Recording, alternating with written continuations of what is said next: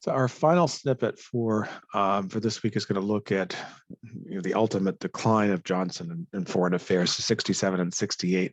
Vietnam is a critical aspect here, but there is one other important foreign policy venture, and that's the expansion of the Arab-Israeli war. So Israel is created in 1948. War of Independence lasts from 47 to 49. But in the aftermath of the Israeli victory in that war, Israel is not recognized by any of the Arab states. They are recognized by both the U.S. and the Soviet Union, as we saw a few weeks ago. U.S. is not a major backer of Israel diplomatically or militarily in the 1940s or 1950s. Tentatively under Kennedy, it starts to increase military aid to Israel in the early 60s, but it's under Johnson that the U.S.-Israeli relationship becomes more or less what it will be for the next 40 years or so until Obama. Where the U.S. it's a very close relationship. The U.S. is providing significant amounts of military aid and backs Israel diplomatically. And Johnson sees in Israel as it's a kind of Middle Eastern version of Texas. It's not the most accurate view of things for a lot of reasons, but also sees in Israel as a democracy in a tough neighborhood, and as a relatively consistent U.S. ally, and so swings U.S. Support to Israel. There is, I think, also a domestic element to this. Israel at this point is much more popular in U.S. polls than the Arab states are. The Palestinians, the PLO, had been created as the governing entity of the Palestinians, or a potential governing entity of the Palestinians in the early 1960s. But at this point, the conflict is not seen as an Israeli-Palestinian conflict. It's seen as an Arab-Israeli conflict. And parts of what's now the Palestinian Authority, Gaza is under the control of Egypt at this point. The West Bank is under the control of Jordan. The Egyptian leader, General Nasser, who had taken power in the 1950s, is a secularist pan-Arabist. That is, that he envisions a unified Arab world, could be conveniently under his control. He speaks a good game about nationalism, generally tilts towards the Soviet Union in the Cold War, gets military assistance from the Soviet Union, but the Soviets tended to give inferior aid to all of their Arab allies, Egypt, Syria, Iraq.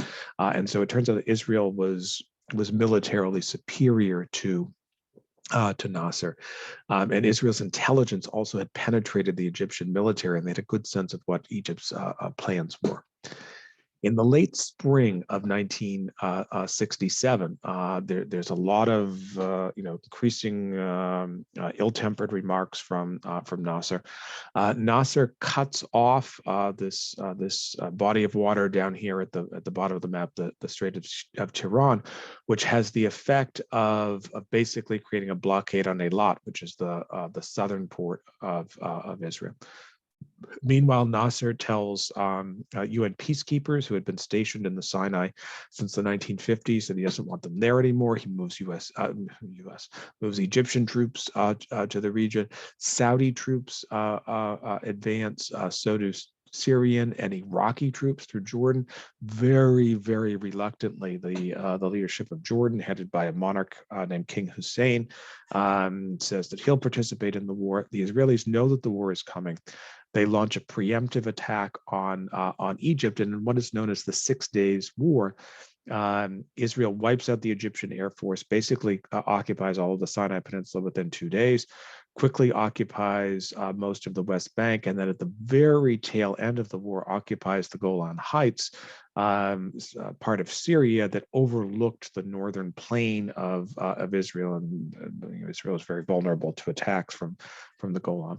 So the result is that this war, which the Arab states, especially Nasser, were confident was sort of going to wipe Israel off the map, instead ends with Israel in control of huge amounts of Arab territory, the Sinai and Gaza, which had previously been under Egyptian control, West Bank and East Jerusalem, which had been under control of Jordan, and the Golan Heights, which had been under the control of Syria. The Israeli position here in the aftermath of the war is what's called a land for peace arrangement. That is, that they make it clear that they will return this land to its previous Arab rulers in exchange for these Arab countries entering into a peace treaty with Israel that will formally recognize Israel's right to exist. Again, the Palestinians are not an issue at this. The Palestinians are obviously living in the West Bank and Gaza, but they're not an issue at this point. The Israeli position is they're doing sort of state-to-state negotiations with Jordan, with Egypt, with Syria, with Saudi Arabia. But the Arab League meets. They meet at Khartoum, the capital of Sudan, and they issue what's known as the Khartoum Declaration, or the Three No's Declaration, that there'll be no land for peace, no diplomatic openings with Israel, and no diplomatic recognition of Israel. And so, in effect, the matter is transferred to the UN, which is going to try to come up with a solution for Israel. And there are two basic proposals. There are two blocks. The American bloc is to promote land for peace, to say, look, Israel is going to have to pull out of these territories, these occupied territories, but they'll only do so after the Arab states conclude peace with them. The alternative peace plan, which is backed by the Arab states and by, or not really a peace plan, but alternative plan, which is backed by the Arab states and strongly by the Soviet Union, is that Israel should simply pull out of all of the occupied territories, and then maybe the Arab states would consider a diplomatic arrangement. Everyone knew that they really would not. It turns out that in the aftermath of the 6-Day War, Alexei Kosygin, who was one of the three nominal leaders of the Soviet Union, although really the leader is Brezhnev at this point, happens to be in New York City. He's addressing the United Nations, and he says that he wants to talk to Johnson about events in the Middle East. And Johnson says, "Fine, well, why don't you come down to Washington? We can meet at Camp David, the president's retreat." And Kosygin says no, he doesn't want to do that. Khrushchev had met at Camp David. He doesn't want to do anything Khrushchev did. He tells Johnson, "Why don't you come up to New York City and you can meet there." Johnson does not want to go to New York City, partially because he doesn't like to be told what to do, partially because he's worried about anti-war protests in New York City. And so ultimately, the two leaders agreed to meet. They basically get out the map and find out that halfway from Washington, D.C. to New York is Glassboro, New Jersey, what is now Rowan College. And it's the summer. There are no students there, so they agree to meet to do a summit at Rowan College, which does not go well. And this is LBJ on the night of one of these meetings, calling up former President Eisenhower, telling Eisenhower more or less what had happened. This is Johnson with Kosygin at the summit. And I would say that, in fairness, as a teacher, I would grade him about a B+ on discussions on arms, that is, offensive, defensive missiles, the ABM. He made one or two passes I don't want to discuss with anyone but you, but he said that I want you to know that if you do not deliver Israel here and on this resolution, withdrawal, and you cannot pull these fighters back like you do two boxing men in the range and separate the combatants. You pull them back to where they were before this war started, then I want you to know there's going to be a big war, and there's going to be a great war, and it's coming soon. And I said, well, now, Mr. President, Mr. Chairman, I hope that there's not going to. And he said, if they'll fight with their fists and they'll fight with arms. And I said, now, if you're saying that the Israelis and the Arabs are going to have some further difficulties, I hope they don't. I'm going to do everything I can to keep them from fighting. I hope you do everything you can to keep them from fighting. But if you're saying that it goes beyond that area and others will be fighting, then you're speaking very serious business, and it's something that concerns me greatly, and I think it should concern you. And he backed away from it and said, well, I said that they would be fighting out there. And I said, well, I'll do all I can to keep them from fighting. Hope you do too. He made another pass this afternoon along the same line, and I made him the same way, and he backed off from it again. So what you see here from Johnson is Johnson sort of positioning himself, positioning the United States as the country that will defend Israel in these sort of international negotiations, which I think sets the stage for the U.S.-Israeli relationship over the next four decades. So the Six Days War is this turning point for a variety of reasons in Middle Eastern history, but one is that it solidifies the U.S.-Israeli alliance, and although there'll be bumps in the road, in certain extent under Nixon, a little bit under Reagan and George H.W. Bush, the relationship will remain quite close until 2009. The big problem, though, for Johnson in this late stage of his administration is in Vietnam. And in 1968, you can see the advances here on the map. The North Vietnamese pushed this NLF, the South Vietnamese Communists, to launch an outright military attack, which is known as the Tonkin. Tonkin. That's the last snippet, which is known as the Tet Offensive. It occurs on the South Vietnamese holiday of Tet. Militarily, this is a disaster for the Southern Vietnamese Communists. The NLF, they are wiped out. But in terms of public relations, remember the Johnson administration kept saying the war is going well, the war is going well, the war is going well. And here you had, the South Vietnamese Communists move into the major cities in South Vietnam, briefly occupy the U.S. Embassy compound in Saigon. It seems to suggest, not incorrectly, that the administration was not being candid with the public about the true state of the war, and support for the war and support for Johnson's policy dramatically decreases. There's also this sense here that the South Vietnamese government is a kind of paper, tiger, and the brutality with which the Tet attacks are repulsed by the South Vietnamese also causes problems.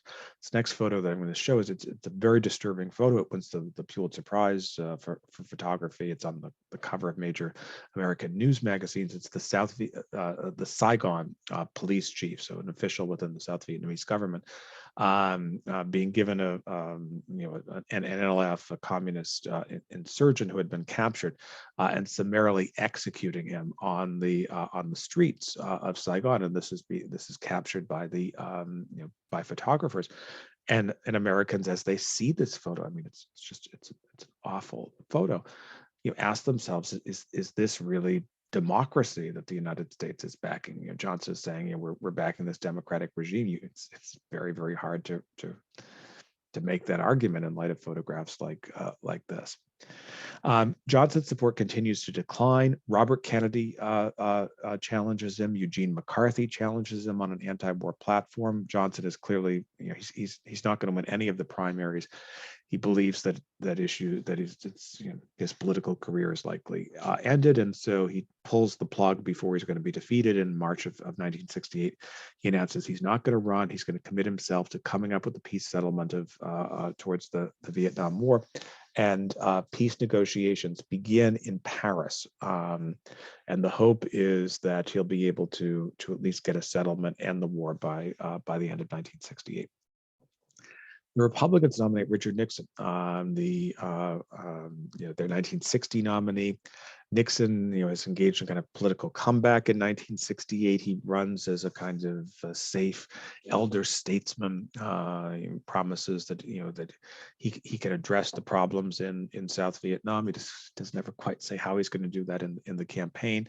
The Democratic Party is very divided. Robert Kennedy is assassinated in June of 1968. The Democrats ultimately nominate Hubert Humphrey, who is Johnson's vice president. Humphrey initially runs as a pro-war candidate. There's a third-party candidate named George Wallace running on a right-wing populist, segregationist platform, appealing to a lot of conservative Democrats. There are periods where Humphrey is trailing Nixon by 20 points, but he starts to creep closer in September of 1968. Last day of September 68, he goes to, of all places, Salt Lake City, and announces that he would endorse a bombing pause, stop all bombing, try to encourage negotiations. He wants to bring peace to South Vietnam.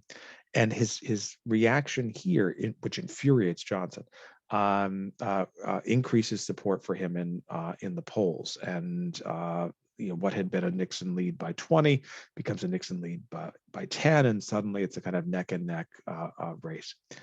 And Nixon becomes concerned, shall we say, that there will be a peace deal negotiated by the Johnson team. It seems like they're close.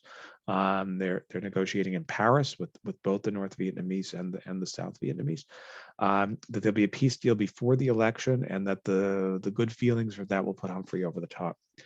And so Nixon, he's shown here with Henry Kissinger, who will be his national security advisor, and Madame Chennault, who was married to a U.S. World War II general named Claire Chennault, who then passes away. Madame Chennault is well connected in sort of far right circles in Southeast Asia, and the Nixon campaign basically uses her as a conduit to encourage the then leader of South Vietnam, Nguyen Van Thu, to hold out at Paris. And the message that Nixon people say is, look, I'm going to win this election. You'll get a better deal, a better peace deal if you don't enter into a peace deal now. Johnson finds out about this, presumably through J. Edgar Hoover, the FBI director.